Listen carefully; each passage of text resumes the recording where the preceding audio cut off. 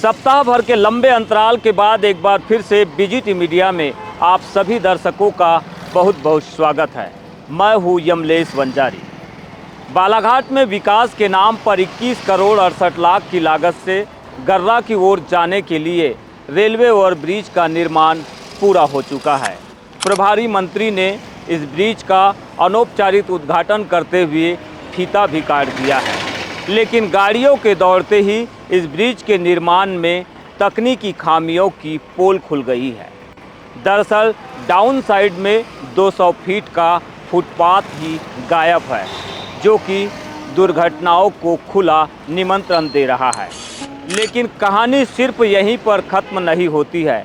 इस ब्रिज के नामकरण को लेकर बालाघाट में सियासी उबाल और सामाजिक तनाव भी चरम पर है। आखिरकार इसके दूरगामी परिणाम क्या हो सकते हैं, चलिए आपको दिखाते हैं बीजीटी मीडिया की ये विशेष रिपोर्ट।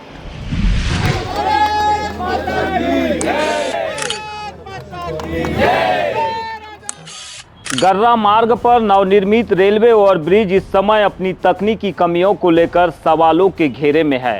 पुल पर न तो लाइटिंग की मुकम्मल व्यवस्था है और न ही पानी निकासी का सही इंतजाम। मामले पर क्षेत्र की विधायक अनुभा मुज्जारे ने तीखा रुख अपनाते हुए कहा कि मुझे नामकरण से कोई आपत्ति नहीं है, लेकिन पुल का निर्माण पूरी तरह गुणवत्ताहीन है। जनता की सुरक्षा से खिलवाड़ बर्दाश्त नहीं किया जाएगा। हमारे यहाँ अभी गुणवत्ताहीन एक तो ब्रिज बना है, और सबसे ज्यादा आपत्तिजनक बात यह है कि 200 मीटर पे फुटपाथ ही नहीं है।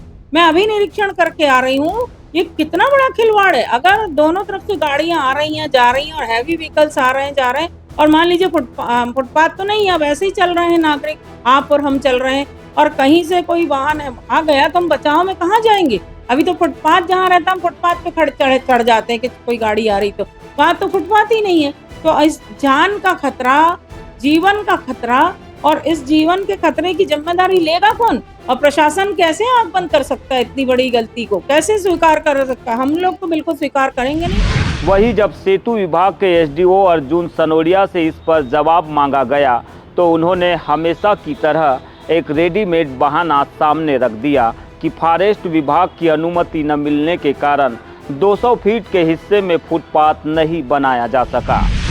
इस ब्रिज में जो है हमने देखा सागवान के पेड़ आ रहे थे, तो हमारे तत्कालीन अधीक्षण यंत्री महोदय जो के लच्छे साहब थे, उनका कहना था फरवरी 24 को उन्होंने निरीक्षण किया और उन्होंने बोला कि इसमें बहुत समय लगेगा और हमें पुल जल्दी से पूरा करके देना है। तो उन्होंने 8.4 मीटर में करने के लिए हमें विधिवत सेट बुक में लिख के दिया कि आप 8.4 मीटर में उसको बनाइए, और जैसा उन्होंने निर्देश दिया वैसा हमने उसको काम को पूरा किया है। लेकिन यहाँ एक बड़ा और सुलगता सवाल यह खड़ा होता है कि जब सरकार के बड़े रोड कनेक्टिविटी प्रोजेक्ट के तहत प्रदेश में बड़े बड़े पहाड़ और हजारों पेड़ काटकर रातों रात सड़कें और ब्रिज बना दिए जाते हैं, तब वन विभाग की अनुमति तुरंत मिल जाती है। तो फिर इस महत्वपूर्ण ब्रिज के महज 200 फीट के फुटपाथ के लिए यह एनओसी क्यों अटक गई? क्या यह शासन प्रशासन की प्रशासनिक कमजोरी है, या फिर सत्ता में बैठे स्थानीय नेताओं और ठेकेदार की आपसी साठगांठ और लापरवाही का नतीजा है, जिसने जनता की जान को जोखिम में डाल दिया है? हमें समझ में आ रही है जो फुटपाथ बनाया गया है उसको अधूरे में लाके खत्म कर दिया गया है। जैसे हमारा दार्शनिक स्थल यहाँ पर शंकर घाट है, जिसमें भारी संख्या में पब्लिक पैदल जाती है।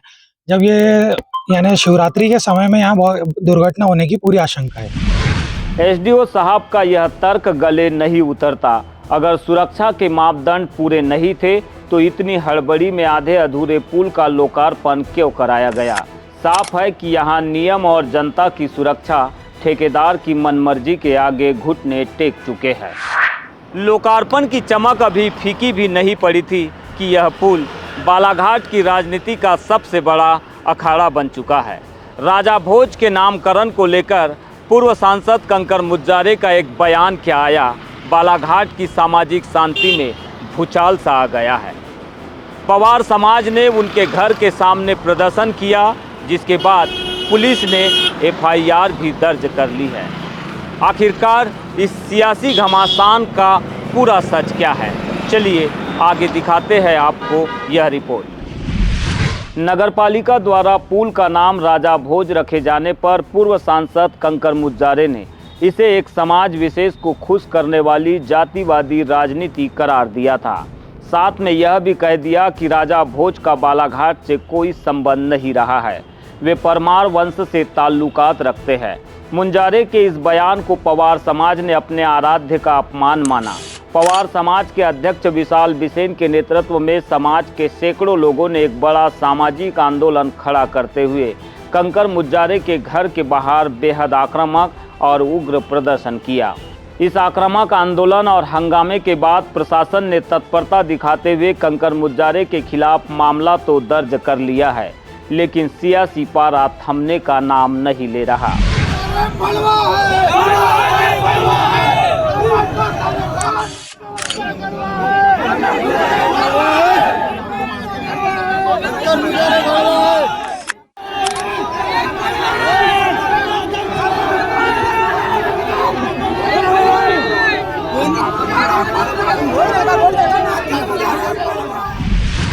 है ना, जो आदमी जिस भाषा को समझना पसंद करेगा पवार समाज अब उसको उसी भाषा में समझाएगा।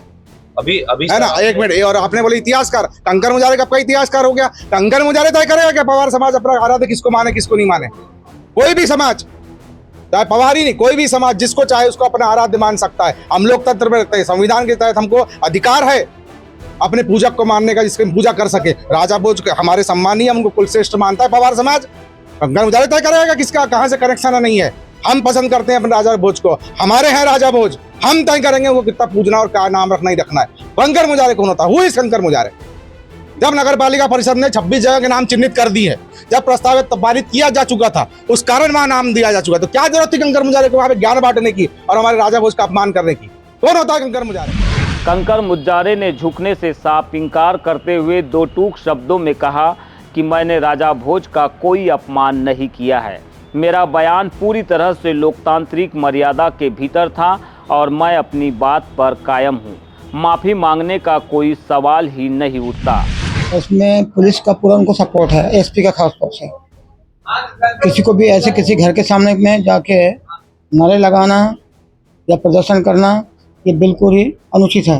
किसी के भी घर के सामने उनको नारे लगाने तो सड़क में घूमे शहर भर, वो कौन रोक रहा है उनको? घर के सामने करना आपको अफसोस है? कुछ कर रहे हैं, कोई अफसोस नहीं मुझे। उस बयान को मैं 100 बार दूंगा, बयान मैं बिल्कुल सही दिया हूँ। यही कहा कि राजा भोज का बालाघाट से कोई ताल्लुक नहीं है, कभी यहाँ पे आए नहीं है, कभी उनका यहाँ राज्य रहा है।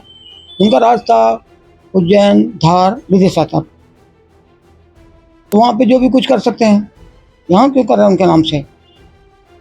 यहाँ पे करना तो जो बड़े महापुरुष है, क्रांतिकारी लोग जो जिन्होंने देश के लिए अपने प्राण की आहुति दी है, उनके नाम पर कुछ पुल को बना दे। भगत सिंह है, सैफुल्लाह खान है, गांधी बाई है, चंद्रशेखर आज़ाद है, और भी लोग हैं जिन्होंने देश के लिए अपने बलिदान दिया, उनके नाम पे रखे ना। राजा भोज में क्या कंट्रीब्यूशन है? उस समय के राजा थे वो, अभी राजा भोज से क्या लेन देन यहाँ पे जनता को? विशाल बिसेन द्वारा सामाजिक स्तर पर लामबंदी करके मुंजारे को जिस तरह घेरने की कोशिश की गई है, उसने जिले की राजनीति को पूरी तरह से गरमा दिया है।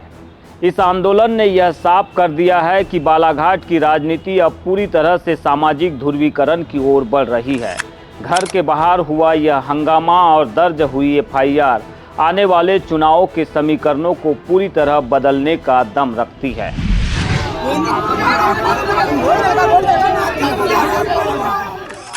पवार समाज के आक्रामक रुख के बाद अब इस सियासी दंगल में लोधी समाज की भी एंट्री हो चुकी है। कंकर मुंजारे के समर्थकों ने थाने का घेराव कर पवार समाज के जिला अध्यक्ष विशाल बिसेन सहित अन्य लोगों पर FIR दर्ज करने की मांग कर दी है। दो बड़े समाजों का इस तरह से आमने सामने आना बालाघाट के भविष्य के लिए किस तरह के खतरे का संकेत है, चलिए आगे दिखाते हैं। कंकर मुंजारे के घर के बाहर हुए पवार समाज के प्रदर्शन के विरोध में अब लोधी समाज और मुंजारे समर्थक पूरी तरह से लामबंद हो रहे हैं। भारी संख्या में लोधी समाज के प्रतिनिधियों और समर्थकों ने पुलिस थाने के बाहर जोरदार प्रदर्शन किया। उन्होंने आरोप लगाया कि कंकर मुंजारे के घर के बाहर किया गया आंदोलन पूरी तरह अनुचित, आक्रामक और सामाजिक मर्यादाओं के खिलाफ था। समाज ने पुलिस प्रशासन को ज्ञापन सौंपते हुए पवार समाज के अध्यक्ष विशाल बिसेन और अन्य जिम्मेदार लोगों पर तत्काल कड़ी कानूनी कार्रवाई करने की मांग की है। बीएनएस में नए प्रावधान आ गए, गलत एफआईआर दर्ज करने वाले पर मामला पंजीकृत होता है। आप एफआईआर दर्ज करें, प्राथमिक सूचना हमारी है, उसके बाद आप दर्ज करें, एफआईआर दर्ज करें। आप कोई मना कर रहा है? 6 दिन पहले का मामला है तो कल और कौन से अधिकारी मना कर रही है बताओ? मैं मना कोई नहीं कर